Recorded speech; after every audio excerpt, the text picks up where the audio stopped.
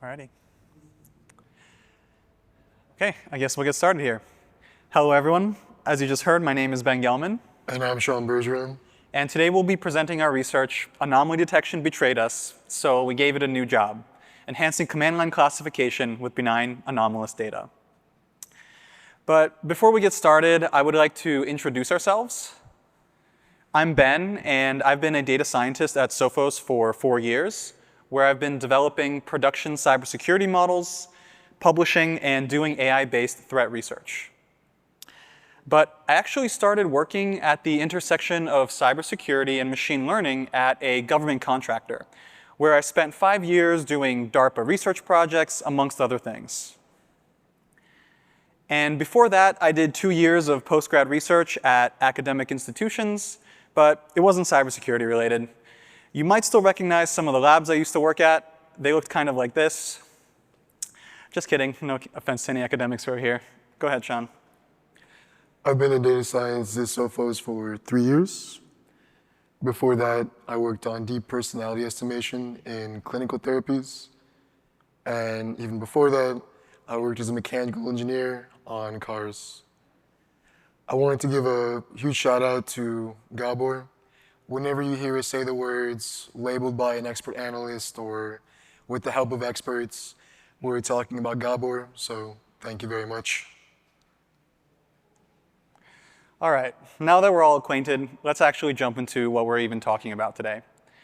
So if you remember our novel-sized title, you might have an idea, but I just want to lay it all out.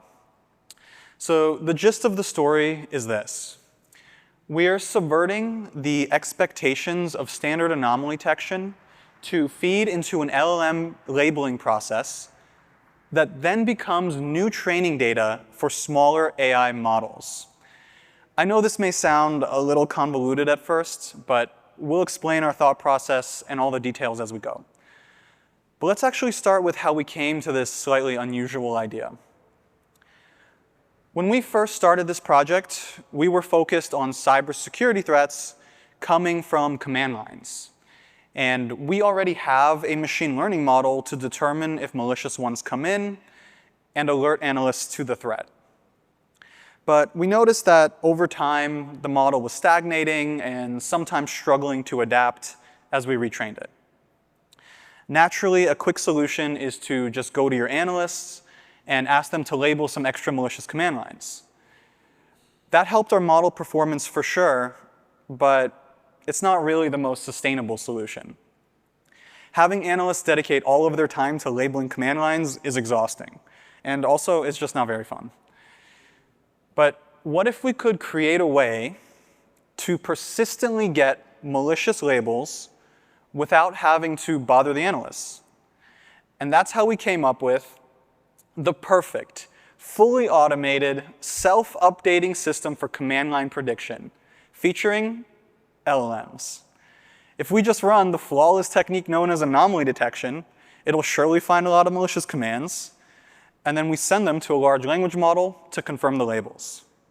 Now we have a source of infinite malicious labels that'll always keep up with the cyber threat landscape.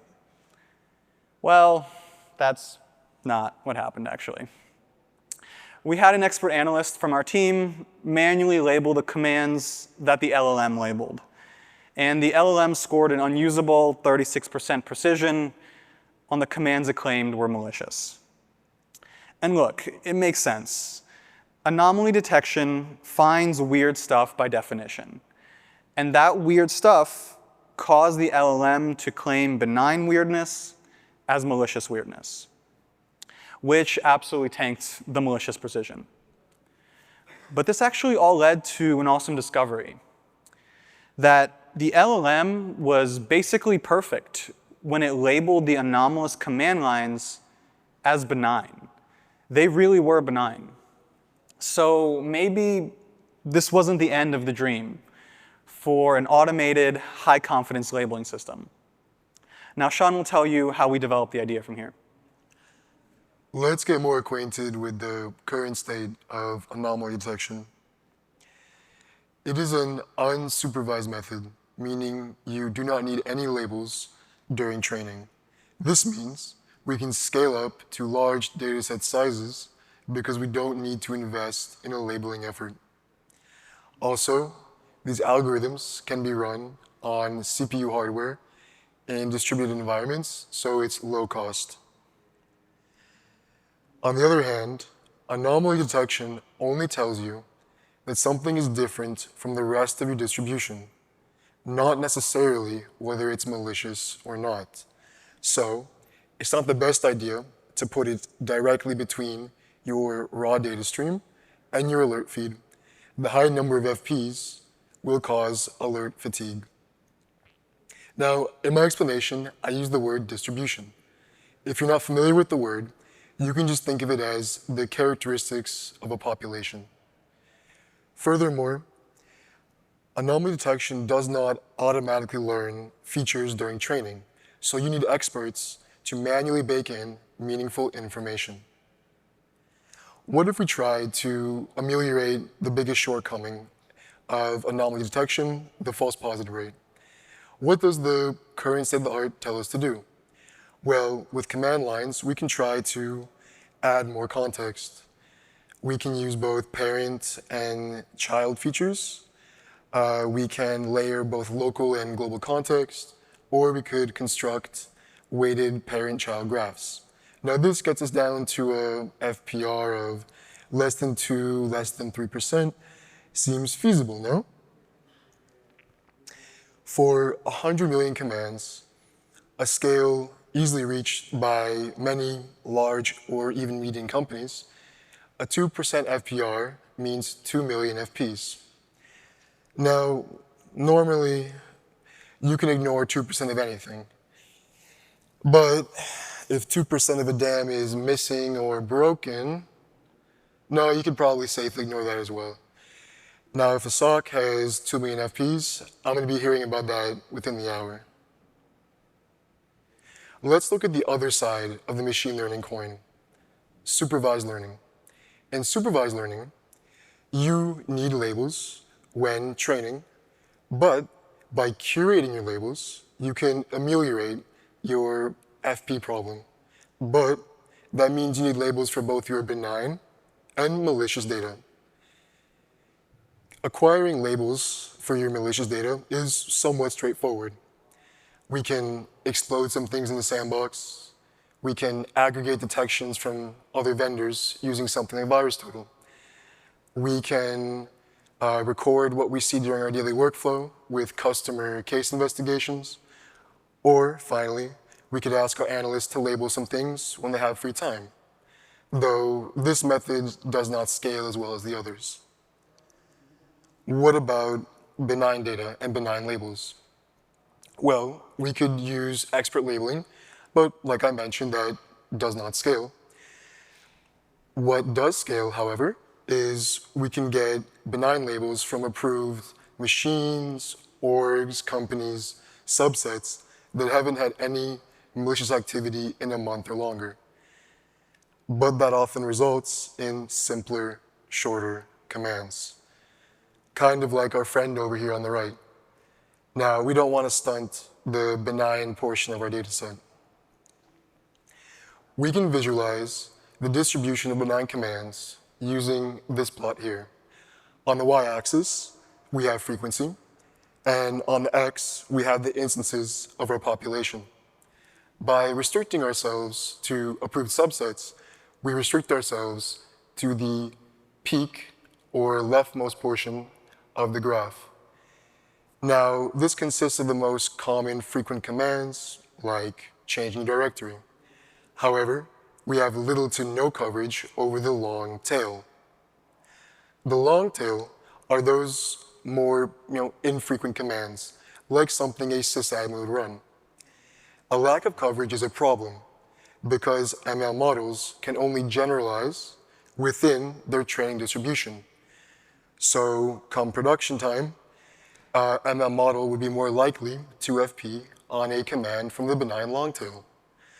So that means we need a reliable and scalable means of sourcing labels from the benign long tail, a scalable means of sourcing labels for benign anomalies. Are we stuck? On one hand, we have anomaly detection which is very scalable, but has higher FP rates. On the other, we have supervised learning, which has a lower FP rate, but scales with greater difficulty and effort. Thanks to LLMs, we finally have a solution. LLMs will allow us to scalably source benign labels from the long tail.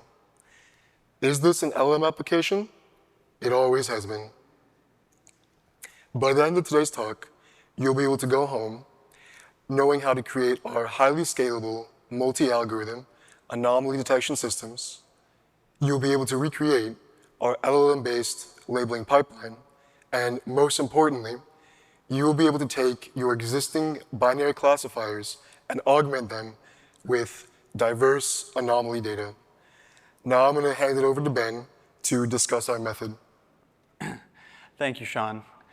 We're going to start to dig into the details of our method now, but I want to look at an overview of the whole system first. So here's the whole thing from end to end, and I know this looks like a lot, but don't worry. I'm going to break this down for you piece by piece. So taking it from the top, or the left in this case, we have the data. In our problem, we started with a tremendous command line database with billions of commands. But because we had these ideas of an automated and persistent system, we wanted to test this at a daily level. So when we break it down, there are about 50 million command lines every day. And for the rest of the briefing, we'll refer to this as the full scale. But 50 million command lines per day is still a lot of data to handle. It'll require specialized distributed computing, and it's more expensive to do anything with it in general. So we wanted to know if we'd be able to obtain the same results with less data. And for that, we took a sample of 4 million command lines from each set of daily command lines, which is just enough to do processing on cheap CPU or GPU AWS instances.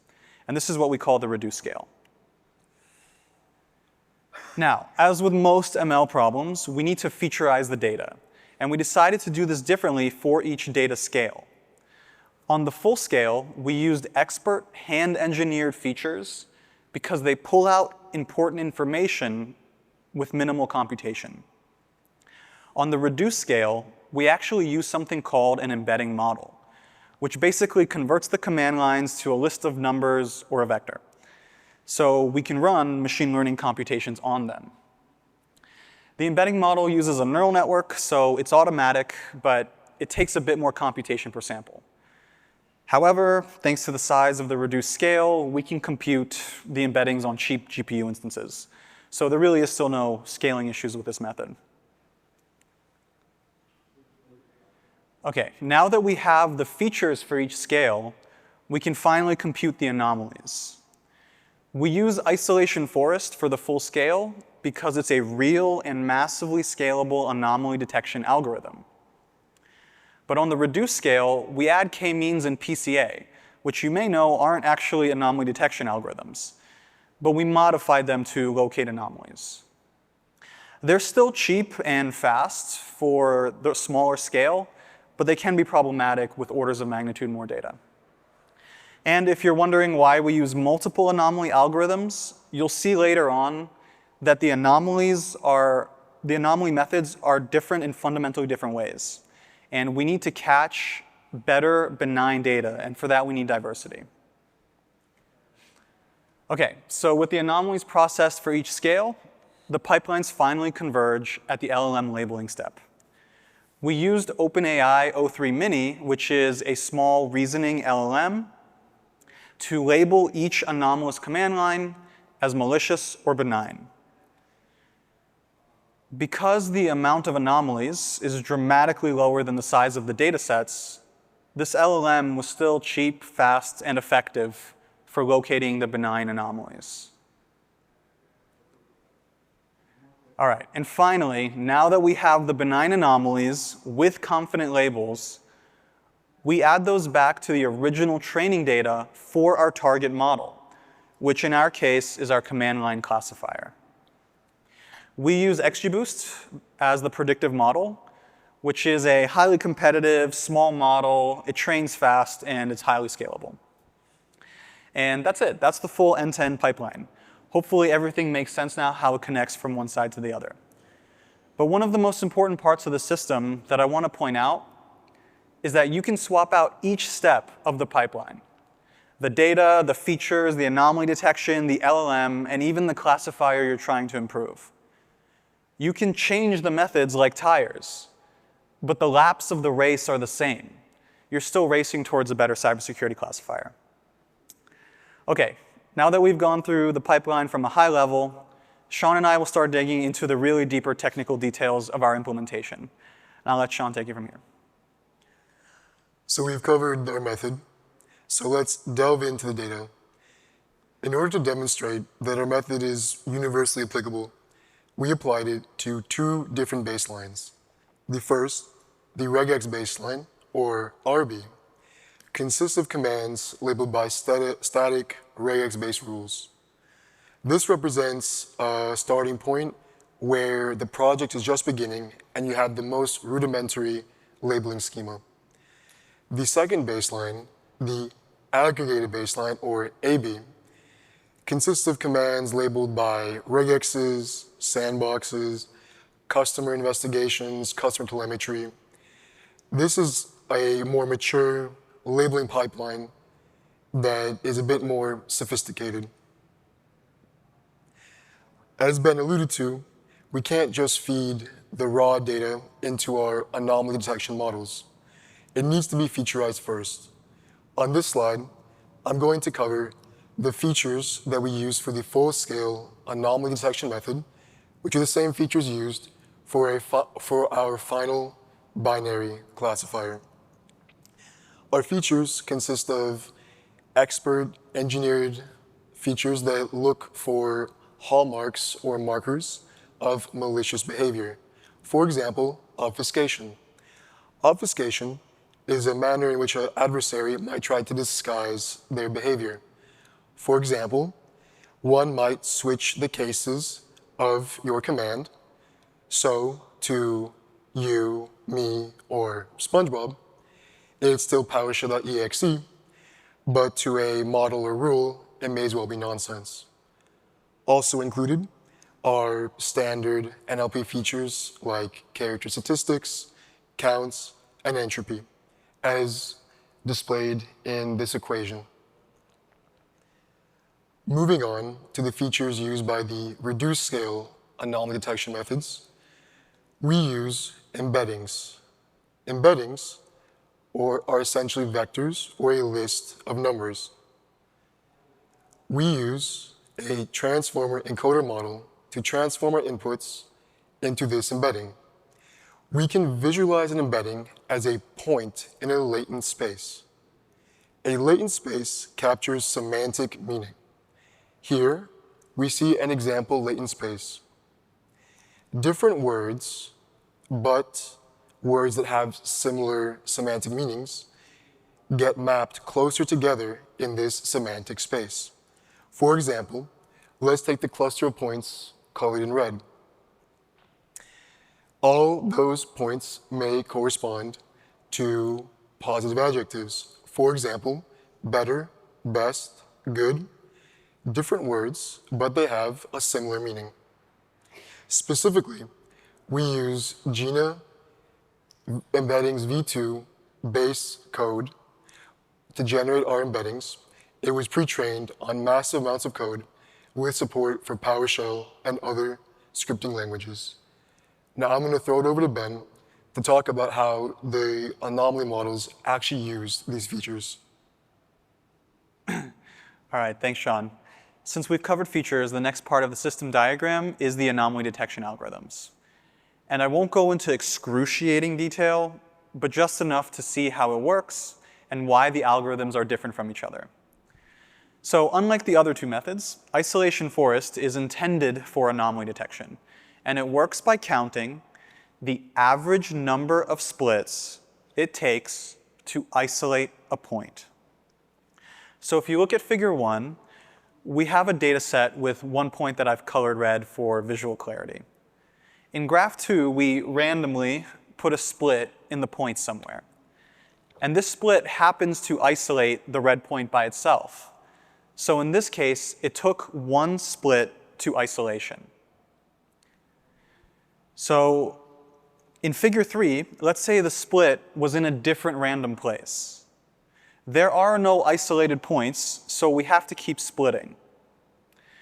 Figure 4 contains that second split, and now the red point is isolated. So it took 2 splits. So if you do this for every point, until every point is isolated, many times, you can count the average number of splits per point.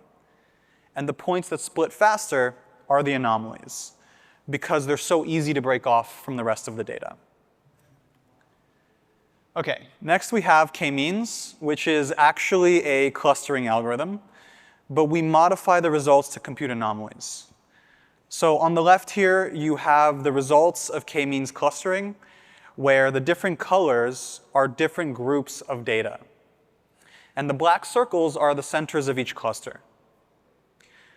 So to make anomalies out of this, we compute the distance to each point, for each point, to the nearest cluster, which you can see on the right graph.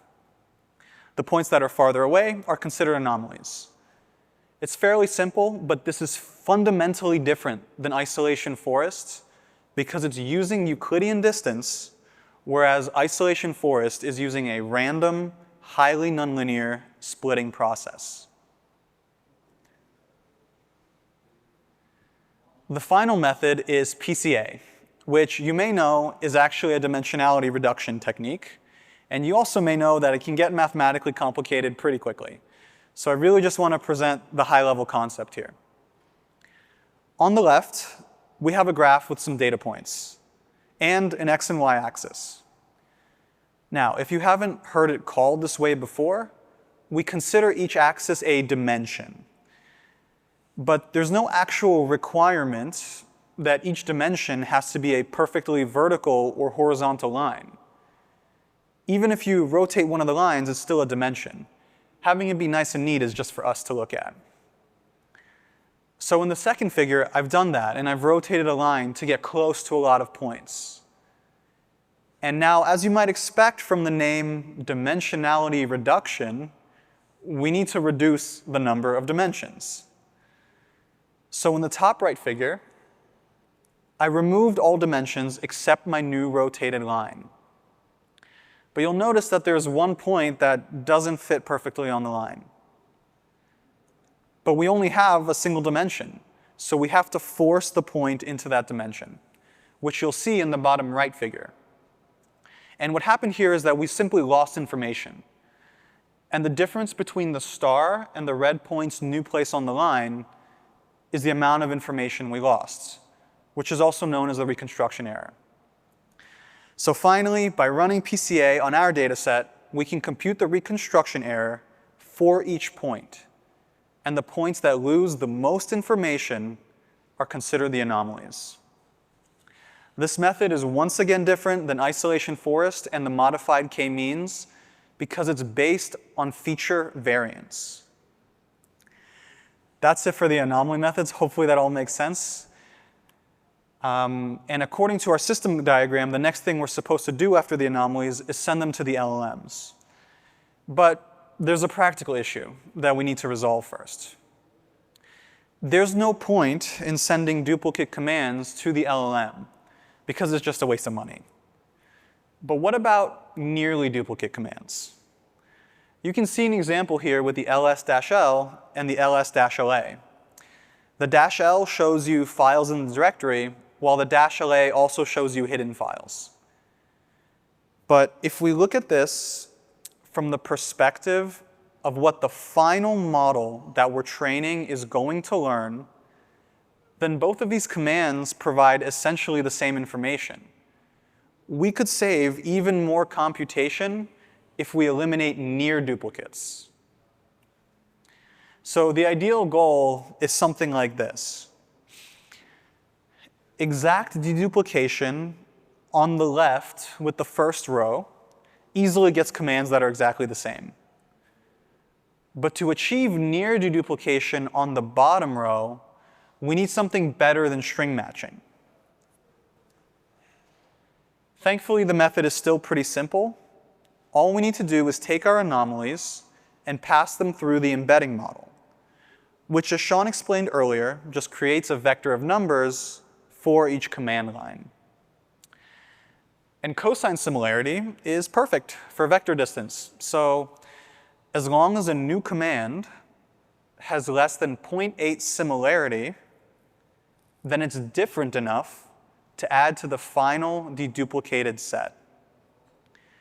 And that's it for the anomaly computation. So Sean will explain the final part of the system now.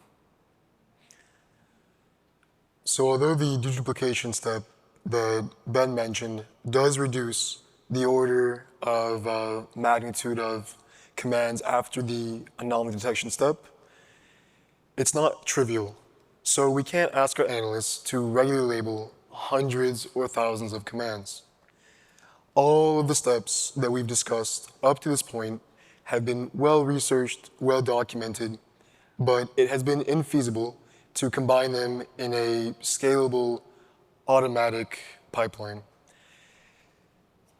LLMs are the key point that underpins our whole process, just like this singular Jenga block supports the entire tower.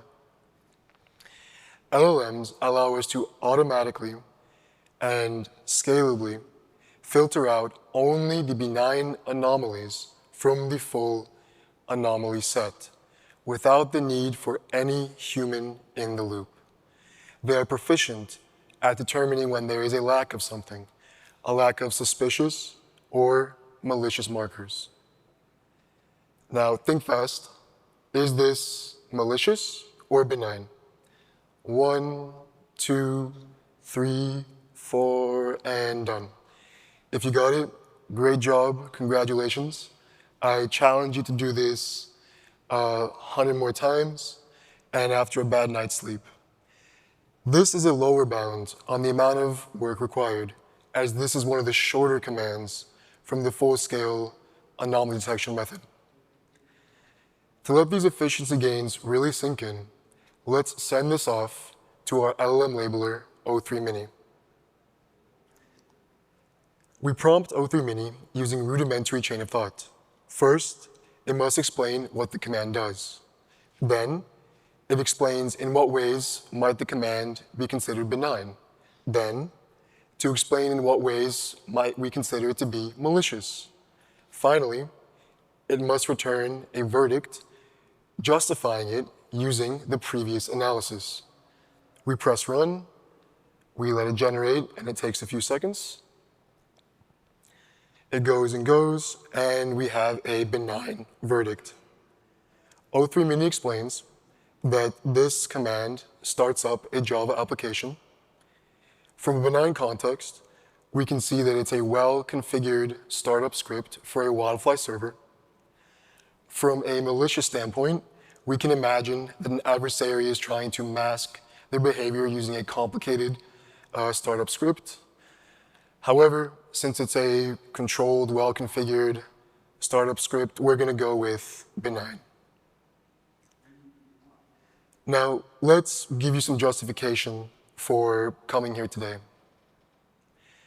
In order to evaluate our method comprehensively, we used 2 different evaluation sets. The first, the time split test set, consists of commands that occur after the training period.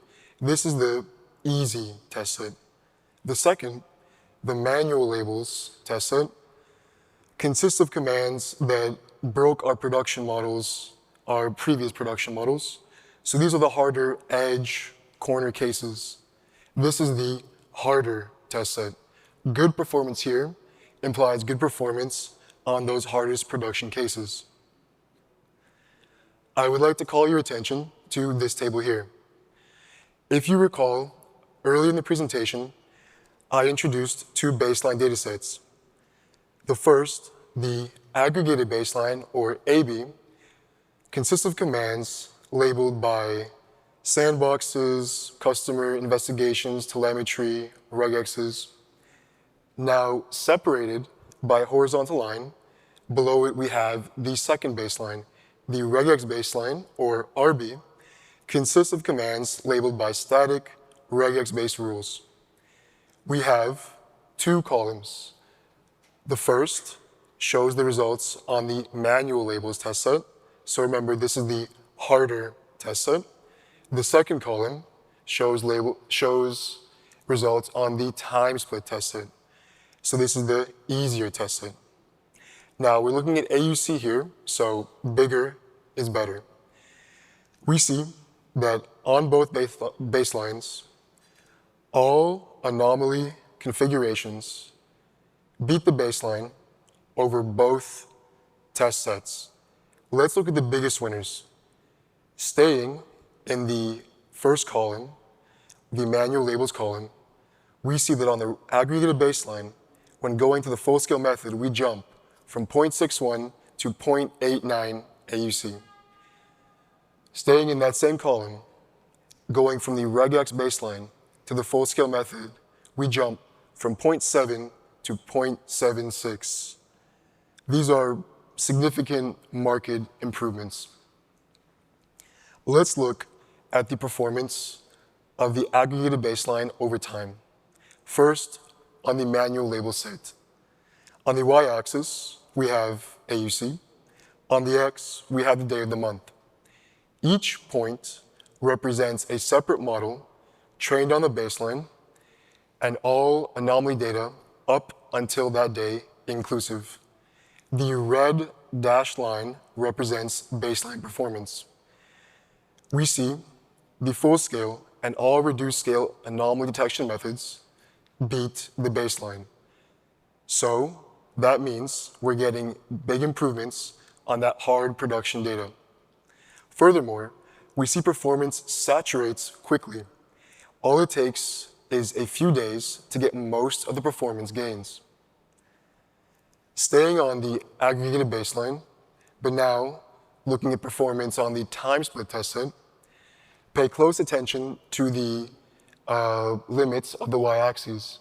We're going from 0.99 to 1.0, so small differences here. We see that over the course of the month, all methods either meet or exceed the baseline. So by folding in this diverse benign anomalous data, we are not hurting performance on the original distribution. Jumping over now to the regex baseline, first evaluated on the manual labels test set. Here we see that the full-scale method is comparatively better. So, if you are starting from a very rudimentary labeling schema, then it would benefit you to go ahead and try the full-scale method first. Similarly, we see performance saturate quickly over the course of a few days. Staying on the regex baseline, but now looking at the time split test set, once again, we see over the course of the entire month, all configurations either meet or exceed the baseline. So by adding in these diverse anomalies, we are in no way affecting performance on the original distribution in a negative way. If anything, we're improving upon it. Now, I'm going to hand it over to Ben to close us out. Thank you, Sean. We're reaching the end here, so I just want to leave you with some closing thoughts. Let's talk about what you can get out of this briefing right now. Can you apply our method? Do you have a ton of data and you can't even use it all? Or maybe you have new data coming in every day. And you own a cybersecurity model, or maybe you want one. If you just have these things, then you've been approved for anomaly-based performance gains. Now look, let's pretend that we actually work together on the same team, and we're brainstorming next steps for our ML models. Here's our research plan for the Monday morning after Black Hat, when you get back to your companies. Pick a machine learning model that needs updating. dig up some recent data for it. Start with the easiest anomaly implementation and just run isolation forest. Send the anomalies to a small reasoning LLM, and if you have an analyst on hand, have them confirm the benign labels are correct. And then retrain the model we picked earlier. That's it. That's enough to get you started with an end-to-end pipeline for our benign anomaly method. And then you can explore all the different scales and anomaly techniques and ablations from there. OK, to close this out for real, I just want to share some of the main takeaways of our research. And we found that anomaly detection excels at locating benign data in the long tail. Modern LLMs have enabled automated pipelines for benign data labeling that were not possible before. And finally, training set augmentation with benign anomalies is a generalizable method for improving cybersecurity models. That's it. Thank you all for attending. Thanks for listening. And we're open for questions at the microphones, or feel free to find us on LinkedIn or after the talk in the wrap room. Thank you. Thank you very much.